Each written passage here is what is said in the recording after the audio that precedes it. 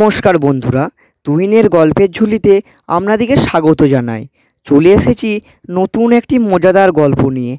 আজকের গল্প শরৎচন্দ্র চট্টোপাধ্যায়ের ছেলে ধরা।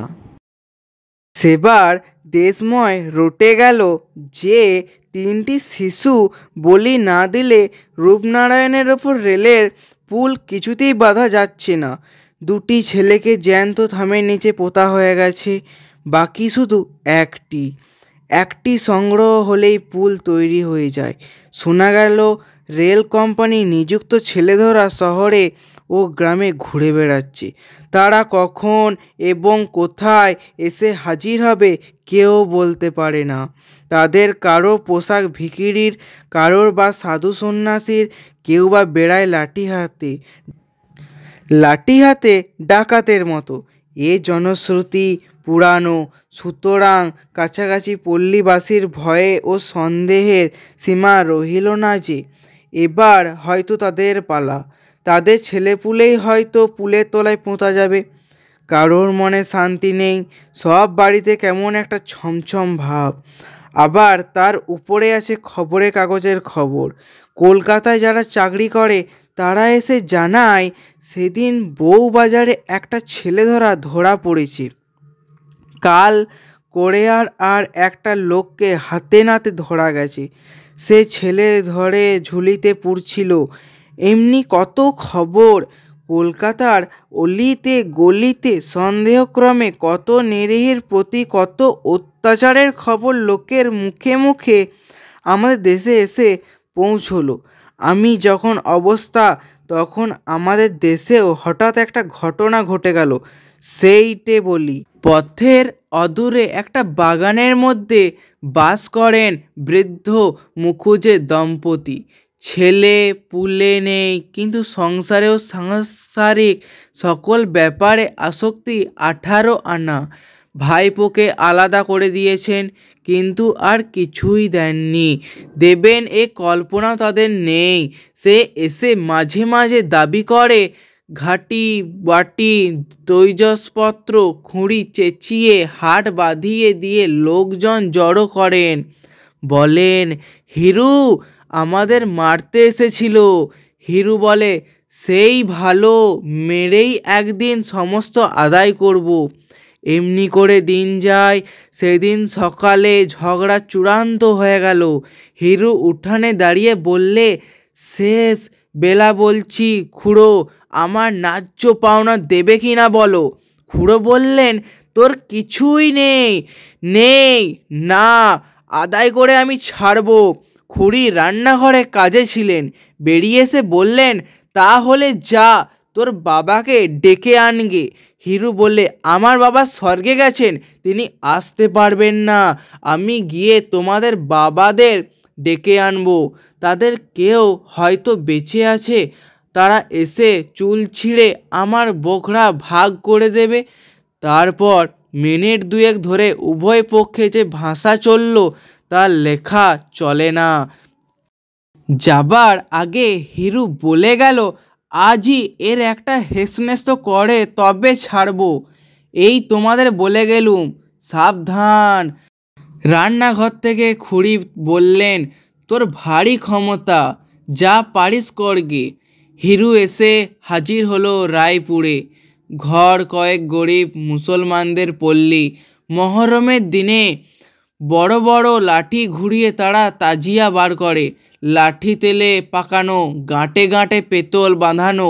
এই থেকে অনেকের ধারণা তাদের মতো লাঠি খেলোয়াড় এই অঞ্চলে মেলে না। তারা পারে না এমন কাজ নেই, শুধু পুলিশের ভয়ে শান্ত হয়ে থাকে। হিরু বলে, বড় মিঞ্চা, এই না 2 টাকা আগাম, তোমার আর তোমার ভাইয়ের। কাজ উদ্ধার করে দাও, আরও বকশিস পাবে।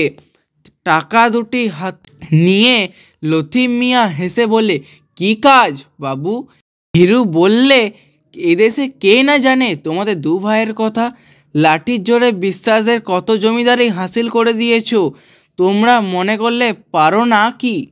বড় মিয়া চোখ টিপে বলে, চুপ চুপ বাবু, থানার দারোগা শুনতে পেলে আর রক্ষে থাকবে না। বীরনগর গ্রাম খানায় যে 2 ভাইয়ে দখল করে দিয়েছি, এ যে তারা জানে, কেউ চিনতে পারেনি বলেই তো সেই যাত্রা বেঁচে গেছি। হিরু আশ্চর্য হয়ে বললে, কেউ চিনতে পারেনি? লতিফ বললে, পারবে কি করে? মাথায় ইয়া পাগ বাঁধা, গালে গাল পাট্টা, কপালে কপাল জোড়া সিঁদুরের ফোঁটা, হাতে 6 হাতি লাঠি। লোকে ভাবলে হিন্দুর জমপুরি থেকে যমদূত এসে হাজির হলো। চিনবে কি? কোথায় পালালো তার ঠিকানা হইল না। হিরু তার হাতখানা ধরে ফেলে বললে, বড় মিয়া, এই কাজটি আর একবার তোমাকে করতে হবে।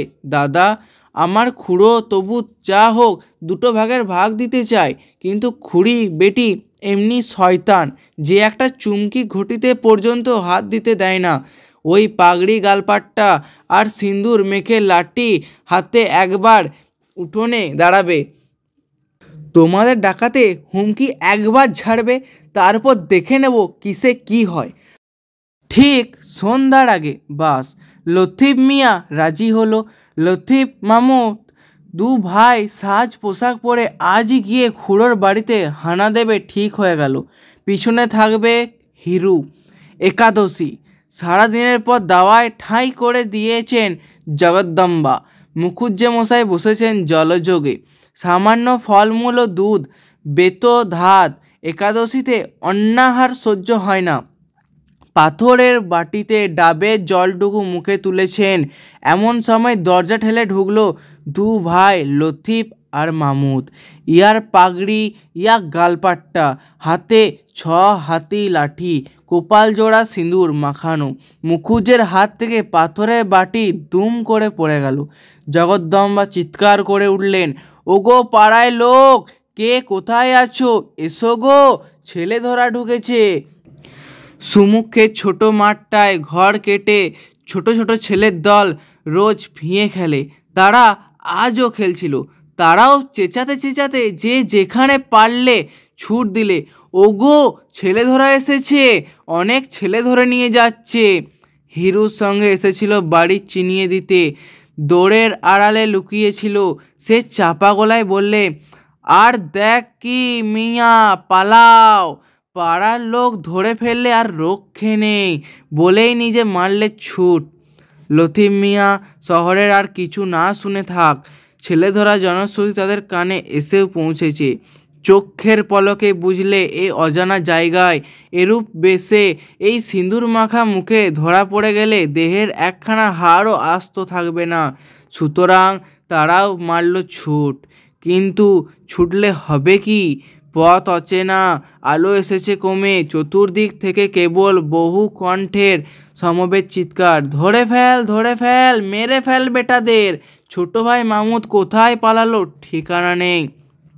কিন্তু বড় ভাই লতিফকে সবাই ঘিরে ফেললে। সে প্রাণের দায়ে কাটা বন ভেঙে লাফিয়ে পড়ল একটা ডোবায়। তারপর সবাই পাড়ে দাঁড়িয়ে ছুটতে লাগলো ঢিল। যেই মাথা তোলে অমনি মাথায় পড়ে ঢিল। আবার সে মারে ডুব, আবার উঠে, আবার মাথায় পড়ে ঢিল। লতিফ মিয়া জল খেয়ে আর ইট খেয়ে আধমরা হয়ে পড়ল। সে যতই হাত জোর করে বলতে চায় সে ছেলে ধরা নয়, ছেলে ধরতে আসেনি, ততই লোকের রাগ আর সন্দেহ বেড়ে যায়। তারা বলে, নইলে ওর গাল পাট্টা কেন? ওর পাগড়ি কিসের জন্য? ওর মুখময় এত সিঁদুর এলো কোথা থেকে? পাগড়ি তার খুলে গেছে, গাল পাট্টা একধারে ঝুলছে, কপালের সিঁদুর জলে ধুয়ে মুখময় লেগেছে। এসব কথা সে পাড়ের লোকদের বলে বা কখন শোনেই বা কে? ততক্ষণ কতগুলি উৎসাহী লোক জলে নেমে লতিফকে হিজড়ে টেনে তুলেছে। সে কাঁদতে কাঁদতে কেবল জানাচ্ছে, সে লতিফ মিয়া, তার ভাই মামুদ মিয়া, তারা ছেলে ধরা নয়। এমন সময় আমি যাচ্ছিলুম সেই পথে। হাঙ্গামা শুনে নেমে এলুম পুকুর ধারে। আমাকে দেখে উত্তেজিত জনতা আর একবার উত্তেজিত হয়ে উঠল। সবাই সম্মস্বরে বলতে লাগলো, তারা একটা ছেলে ধরেছে। লোকটার অবস্থা দেখে চোখে জল এলো, আর মুখ দিয়ে কোথাও বেরোবার শক্তি নেই। গালপাট্টায়, পাগড়িতে সিঁদুরের রক্তে মাখামাখি, শুধু হাত জোড়া করছে, তার কাঁদছে। জিজ্ঞাসা করলুম, ও কার ছেলে চুরি করেছে? কে নালিশ করছে? তারা বললে, তা কে জানে?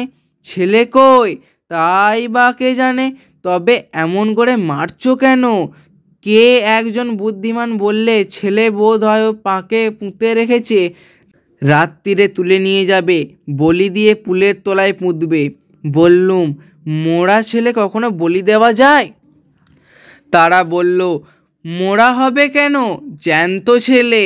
পাকে পুঁতে রাখলে ছেলে জ্যান্ত থাকে কখনো? যুক্তিটা তখন অনেকের কাছে সমীচীন বোধ হলো। এতক্ষণ উত্তেজনার মুখে সে কথা কেউ ভাববারই সময় পায়নি। বললুম, ছাড় ওকে।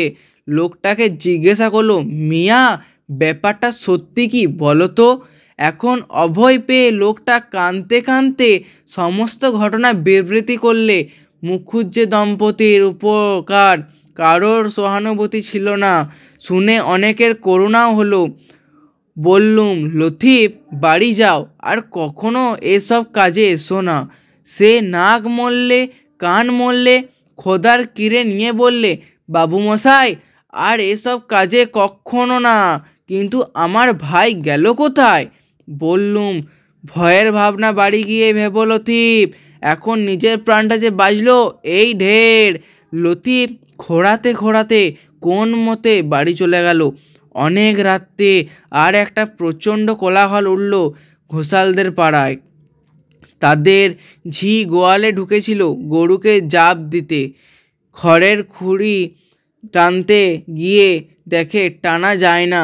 হঠাৎ তার মধ্যে থেকে একটা ভীষণ মূর্তি লোক বেরিয়ে ঝির পা দুটো জড়িয়ে ধরলে।